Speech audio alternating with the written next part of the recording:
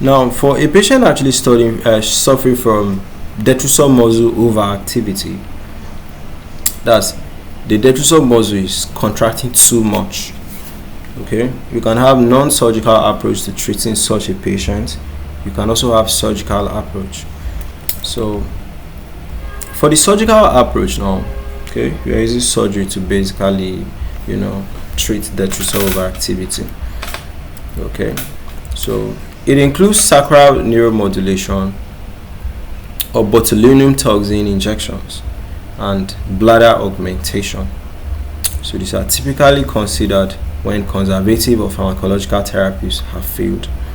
So sacral neuromodulation involves you are trying to plant a device usually in the upper buttocks. So that device will be controlling what? Nerve signals in the sacral nerves. Okay, controlling signals from the bladder, okay, to the brain. Okay, so it involves implanting a device. So the device will be sending electrical impulses. So it helps to restore the normal communication between the brain and the bladder. Sometimes those impulses seem to be missing, okay, in detrusor overactivity.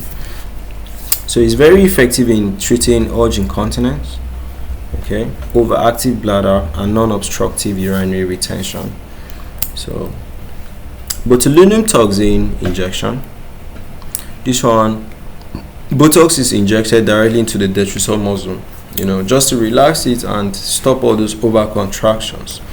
Okay, so to paralyze it and reduce those too much contractions that are actually leading to urgency and frequency. So can last over 6 to 9 months. Commonly used in neurogenic bladder and refractory idiopathic detrusor overactivity. Then bladder augmentation. This is surgery. Okay, so you are cutting the detrusor muscles bigger, then you now cut part of the ileum, then patch it to make it bigger, okay, so that the bladder can accommodate more.